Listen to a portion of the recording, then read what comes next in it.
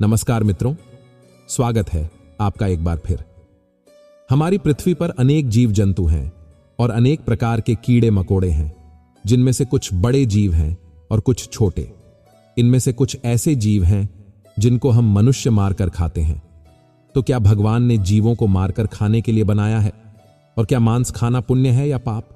आज मैं आपको यही बताऊंगा कि जीवों को मारकर खाने से पाप लगता है या नहीं। जैसे पशु पक्षी, भेड़, बकरी, मुर्गा आदि समस्त प्राणियों को मारकर खाने से मनुष्य को बुढ़ापे में कौन से पाप भुगतने पड़ते हैं। आइए जानते हैं कि जीव जंतुओं को मारकर खाना कितना सही है और कितना गलत। ऐसे करने वालों को नर्क में कौन सी सजा मिलती है। आजकल दुनिया में ऐसे करोड़ों लोग मिल जाएंगे जो मांस खाते हैं और मांस खाने को सही मानते हैं।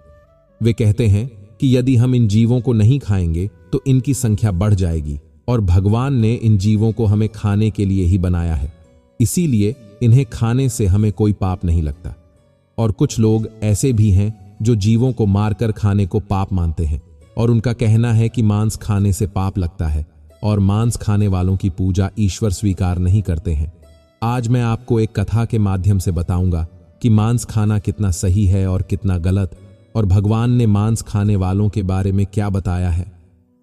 मित्रों, एक बार नारद जी भगवान यमराज से मिलने के लिए जाते हैं और भगवान यमराज से पूछते हैं, हे प्रभु, जब मैं देवलोक आ रहा था तो मैंने देखा कि पृथ्वी लोक पर अनेक मनुष्य छोटे छोटे जीवों को मारकर उन्हें अपना भोजन बनाते हैं। यह देखकर मेरे मन में एक प्रश्न उठा है और मैं चाहती हूं कि आप मेरे प्रश्न का उत्तर दें। भगवान यमराज ने कहा, हे नारद, तुम्हारे मन में कौन सा प्रश्न उठा है? निश्चिंत होकर बताओ। नारद जी ने कहा, प्रभु, क्या छोटे छोटे जीवों को मारकर खाना पाप है या पुण्य? भगवान यमराज ने कहा, मैं तुम्हें एक गांव की कथा सुनाता हूं, जिसे सुनकर तुम्हें पता चल जाएगा कि मांस खाना पाप है या पुण्य। नारद जी ने कहा, अवश्य सुनाइए। भगवान यमराज ने कहा, एक बार एक गांव में एक धनी व्यक्ति रहता था और वह किसी पवित्र तीर्थ यात्रा पर जाना चाहता था। जाने से पहले उसने अपने घर में एक दावत रखी और गांव के सभी लोगों को दावत पर बुलाया। गांव के सभी लोग दावत खाने के लिए वहां आए। दावत में उसने दो तरह के भोजन बनवाए थे, एक शाकाहारी और दूसरा मांसाहारी।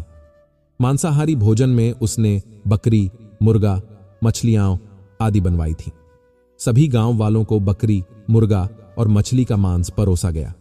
गांव वालों ने इसे बहुत चाव से खाया, लेकिन जो लोग मांस खाना पाप मानते थे उन्होंने शाकाहारी भोजन खाया।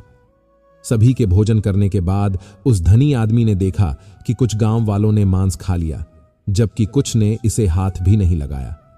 यह देखकर धनी आदमी ने सभी को एक जगह बिठाया और कहा, यह मांस, मछलियां और छोटे जीव भगवान ने हमें खाने के लिए ही बनाए हैं, ताकि हम उन्हें मारकर खा सकें।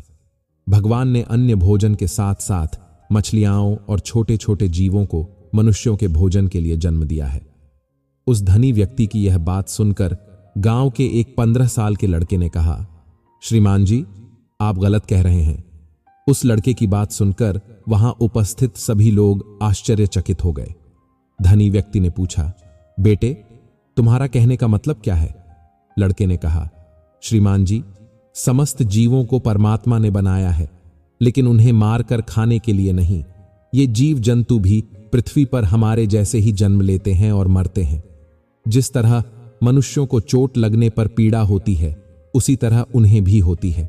संसार में कोई भी प्राणी किसी अन्य प्राणी से श्रेष्ठ नहीं है। लड़के की बात सुनकर धनी आदमी का मुंह बंद हो गया और सभी लोग लड़के से सहमत हो गए। फिर भगवान यमराज ने नारद जी से कहा, सुनो, मैं तुम्हें भगवान श्री कृष्ण का एक और उपदेश सुनाता हूं, जिससे तुम्हें पता चल जाएगा कि मांस खाना पाप है या पुण्य। नारद जी ने कहा, सुनाइए प्रभु। भगवान यमराज ने कहा, इस कथा को पूरा ध्यान से सुनना, नहीं तो कथा आपकी समझ में नहीं आएगी, क्योंकि आधी अधूरी कथा सुनने वाले लोग ही मांस, मछली और छोटे जीवों को मारकर खाते हैं। जो कथा को पूरी सुनता है वह जीवन में ऐसा पाप कभी नहीं करता है। तब नारद जी ने कहा, जी प्रभु, आप कथा सुनाइए। भगवान यमराज बोले, एक बार भगवान श्री कृष्ण एक पेड़ के नीचे बैठकर मुरली बजा रहे थे। तभी एक हिरण तेजी से भागता हुआ श्री कृष्ण जी के पास आया और उनके पीछे छुप गया। वह हिरण बहुत भयभीत था। उस भयभीत हिरण को देखकर श्री कृष्ण जी ने बांसुरी बजाना बंद कर दिया और उस हिरण से पूछा, हे मृग, तुम इतने डरे हुए क्यों हो? तुम्हें क्या परेशानी है और किसके डर से तुम मेरे पीछे छुपे हुए हो? भगवान श्री कृष्ण हिरण से यह पूछ ही रहे थे, तभी वहां पर एक शिकारी आ पहुंचा जिसके हाथ में धनुष और बाण थे, और शिकारी ने श्री कृष्ण जी से कहा, हे बालक, इस हिरण को मुझे दे दो। मैं इसे अपना शिकार बनाने के लिए इसका पीछा काफी दूर से कर रहा हूं, इसलिए इस हिरण पर मेरा अधिकार है और यह मेरा शिकार है। तब उस शिकारी से भगवान श्री कृष्ण ने कहा, किसी भी जीव पर किसी का अधिकार नहीं होता, हर प्राणी पर केवल उसका ही अधिकार होता है। फिर शिकारी कहता है, नहीं, इस हिरण पर मेरा अधिकार है और मैं इसका शिकार करके इसे मार कर खाऊंगा। तब श्री कृष्ण उस शिकारी से कहते हैं, किसी प्राणी को मारकर खाने का अधिकार तुम्हें किसने दिया? इसे मारने का अधिकार तो उसको भी नहीं है जिसने इसे जन्म दिया है। किसी भी जीव को मारना पाप है। क्या तुम इस बात को नहीं मानते हो? तब शिकारी कहता है, हे बालक, किसी जीव के मांस का भोजन करना पाप नहीं है। जीवों को मारकर मैं उन्हें इस मोह माया से मुक्त करता हूं, फिर ऐसा करना पाप कैसे हो सकता है? और वैसे भी यदि मैं नहीं खाऊंगा तो कोई ना कोई तो इसे मारकर खाएगा ही। और अगर जीवों को मारना पाप है तो राजा लोग इनका शिकार क्यों करते हैं? इस बात को सुनकर श्री कृष्ण समझ गए कि इसकी बुद्धि शिकार करते करते और मांस खाते खाते मंद पड़ गई है और इसे पाप और पुण्य का ज्ञान नहीं है। तब भगवान श्री कृष्ण उस शिकारी को एक कहानी सुनाते हुए कहते हैं, हे वत्स, इस कहानी को ध्यान से सुनना कि लोग जीवों का शिकार क्यों करते हैं और मांस क्यों खाते हैं और इसे खाने से हमें कौन सा पाप भुगतना पड़ता है। तब कहानी सुनाते हुए श्री कृष्ण जी कहते हैं, मगध देश में एक बार भयंकर अकाल पड़ा था। लोगों की फसलें पूरी तरह से नष्ट हो गई थीं और वहां सभी लोग भूख से मरने लगे थे। वहां के राजा को इस बात की बहुत चिंता हुई कि लोग भूख से मर रहे हैं और उन्हें इस भूखमरी से कैसे बचाया जाए। तब राजा ने एक सभा लगाई और अपने मंत्री से पूछा कि लोगों को इस भूखमरी से कैसे बचाया जाए। राजा की बात सुनकर सभा में उपस्थित सभी मंत्री सोच में पड़ गए कि इसका उपाय क्या है। तब उस सभा में एक मांस खाने वाला व्यक्ति बैठा था। उसने सोचा कि मांस को भोजन में शामिल करने का यह अच्छा मौका है। यदि राजा की अनुमति मिल गई तो हम जीवों को मारकर अपना भोजन बना सकेंगे और मनमानी करेंगे, कोई रोक टोक भी नहीं होगी। उसने राजा को सुझाव देते हुए कहा, महाराज, इस भूखमरी से बचने का एक विकल्प है। क्यों ना हम जीवों को मारकर उनका मांस खाएं। इससे भूखमरी का संकट भी दूर हो जाएगा और इसमें धन भी खर्च नहीं होगा और हमारा पेट भी भर जाएगा। सभा में बैठे सभी लोगों को यह बात सही लगी और सबने बोला, महाराज, भूखमरी से बचने का यही एक विकल्प है। लेकिन राजा के महामंत्री को यह बात बिल्कुल सही नहीं लगी और वे चुपचाप बैठे रहे। तब राजा ने पूछा, महामंत्री, आप चुप क्यों बैठे हैं?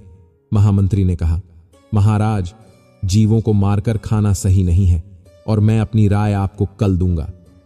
रात होते ही महामंत्री उस व्यक्ति के घर गए जिसने मांस खाने की बात कही थी। महामंत्री ने उस व्यक्ति से कहा, भाई, आज शाम को ही महाराज की तबीयत बहुत खराब हो गई है और वैद्य ने कहा है कि यदि राजा को किसी मोटे ताजे और हष्ट पुष्ट इंसान का थोड़ा सा मांस खाने को मिल जाए तो वे पूरी तरह से ठीक हो जाएंगे। तुम हष्ट पुष्ट और मोटे ताजे हो, इसलिए मैं आपका मांस लेने आया हूं। मुझे विश्वास है कि आप राजा को बचाने के लिए हमें अपना मांस जरूर देंगे। महाराज ने इसीलिए हमें यहां भेजा है। आपको इसके बदले जितना धन चाहिए मैं उतना धन देने को तैयार हूं, बस आप अपने शरीर से थोड़ा सा मांस हमें दे दें। मंत्री की यह बात सुनकर वह आदमी बहुत डर गया और वह भागता हुआ अपने घर के अंदर गया और अपने घर से 1,00,000 सुवर्ण मुद्राएं लाकर महामंत्री को दे दिया और कहा, आप मेरे शरीर के मांस के बदले यह 1,00,000 स्वर्ण मुद्राएं ले लीजिए और इन स्वर्ण मुद्राओं से किसी और का मांस खरीद लीजिए। फिर महामंत्री बोले, नहीं भाई, राजा ने तुम्हारा ही मांस लाने को कहा है क्योंकि तुम बहुत हष्ट पुष्ट हो और थोड़ा सा मांस देने से तुम्हारा कुछ नहीं बिगड़ेगा और राजा की जान भी बच जाएगी। इसके बदले राजा तुम्हें मंत्री का पद भी देंगे।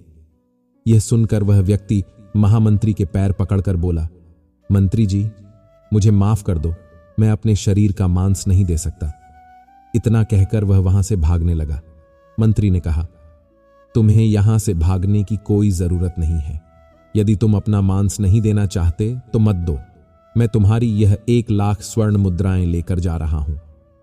इतना कहकर महामंत्री वहां से चले गए।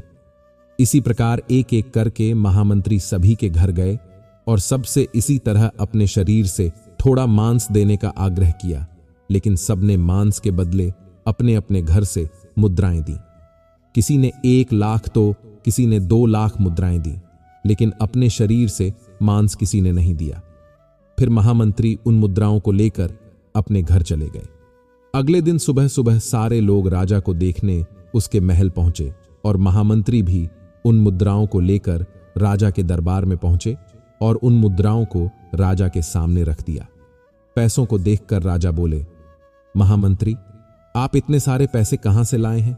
तब महामंत्री ने राजा को मांस वाली पूरी बात बताई और कहा, महाराज, मैं इन लोगों के घर गया था और झूठ मूठ में बोला कि राजा की तबीयत बहुत खराब है और उन्हें थोड़े से मांस की जरूरत है।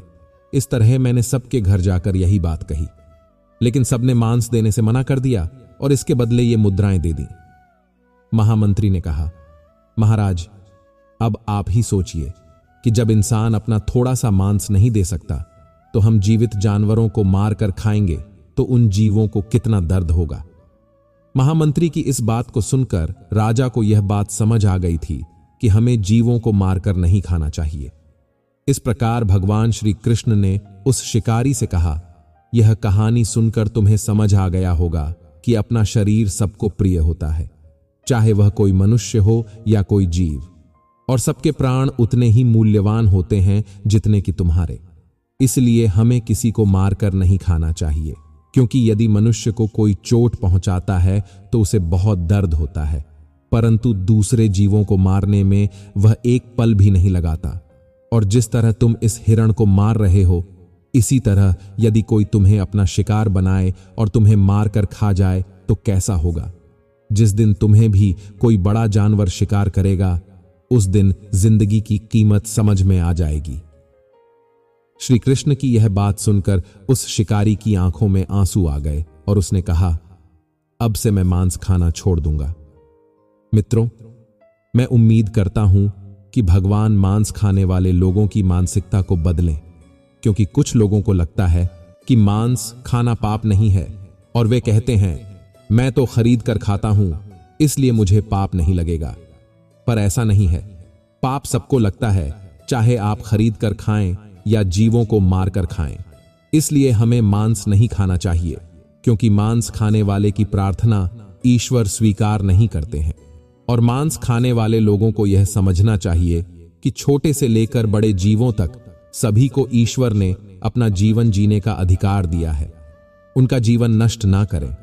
अपने थोड़े से स्वाद के लिए उन्हें मारकर न खाएं, क्योंकि खाने के लिए ईश्वर ने आपको फल, फूल और सब्जियां दी हैं। मित्रों, उम्मीद करता हूं कि आपको यह वीडियो जरूर पसंद आई होगी, इसलिए वीडियो को लाइक करके चैनल को सब्सक्राइब कर लेना। बोलो जय श्री कृष्ण।